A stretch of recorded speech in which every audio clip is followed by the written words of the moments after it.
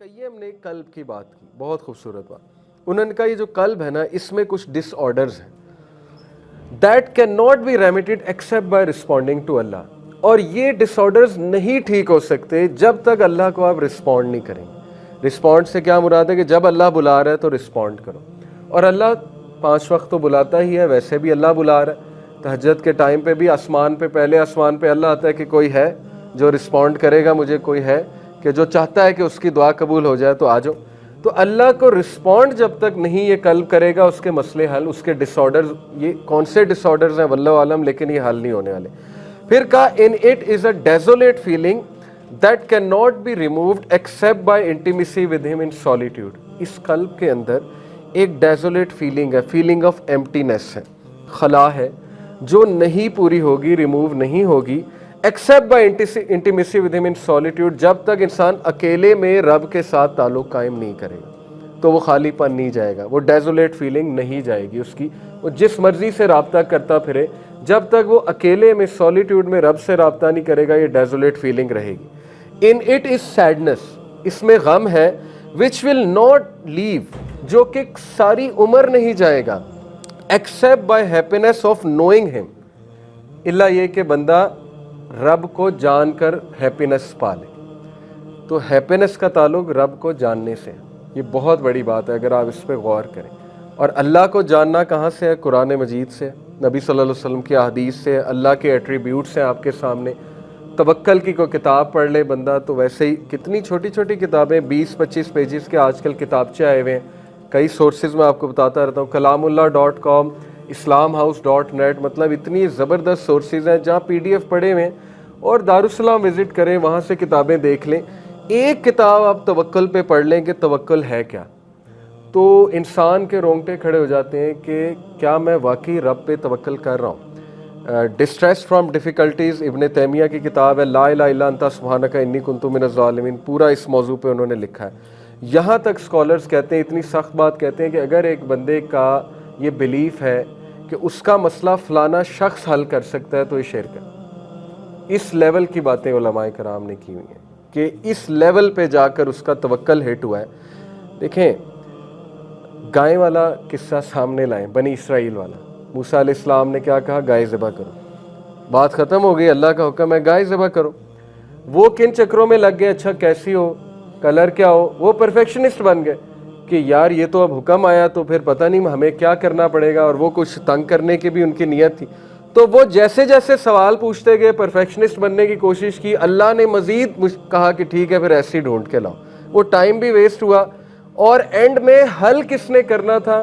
وہ گوشت کا جو ٹکڑا لگانا تھا وہ زندہ تو اللہ نہیں کرنا تھا نا. تو عام گائے سے بھی کر لیتے تو مسئلہ حل کس نے کرنا تھا؟ اللہ نے. آپ کون سی گائے ڈھونڈنے نکل گئے؟ تو آپ کو ہدایت چاہیے تو مرکز کون ہے؟ اللہ. آپ کو مسئلہ حل کرانا ہے تو مرکز کون ہے؟ اللہ. بات سمجھیں، مین پوائنٹ سمجھیں. مین پوائنٹ یہ ہے کہ مسئلہ حل کرنے والی جو ذات ہے وہ اللہ ہے.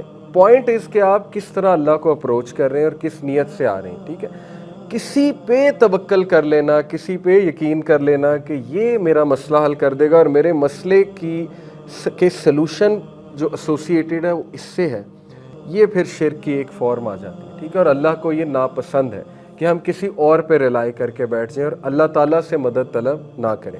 تو خیر، وہ یہ کہتے ہیں کہ ان اٹ از سیڈنس، اس میں غم ہے جو تمہیں کبھی نہیں چھوڑے گا سوائے اس کے کہ تم اللہ کو جان کر ہیپینس حاصل کر لو. And truthfulness in his dealings, اور بندہ اخلاص کے ساتھ اللہ کے ساتھ معاملات کرے. یعنی اللہ سے مخلص ہو جائے تو وہ خوشی پا جائے گا. اور اللہ سے ہی انسان مخلص نہیں ہے، نظریں چراتا ہے یا اللہ تعالیٰ کے پاس نہیں جاتا ہے، اللہ سے مدد طلب نہیں کرتا ہے، خلوص سے اپنے اعمال نہیں کرتا ہے اللہ کے لیے، تو پھر اس کے دل میں غم رہے گا ہی رہے گا اور اس کا دل ہیوی ہوگا ہی ہوگا.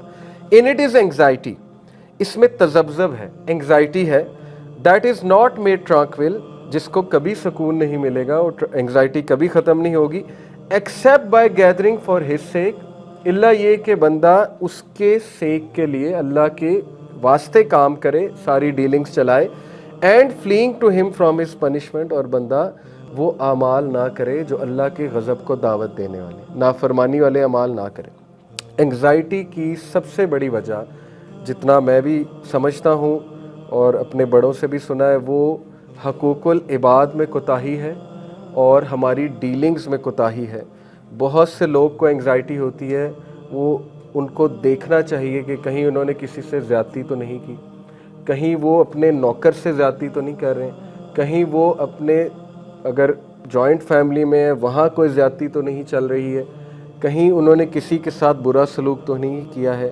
یہ انگزائٹی کی بہت بڑی وجہ ہے کہ جب تذبذب کا انسان شکار ہو جاتا ہے اسے سوچنا چاہیے کہ میں اپنے رویوں کو درست کروں. کہیں مجھے اتنا غصہ تو نہیں آتا کہ میری زبان کی وجہ سے دوسرے تکلیف میں ہیں، تو وہ انگزائٹی تو آئے گی، سیدھی سی بات ہے.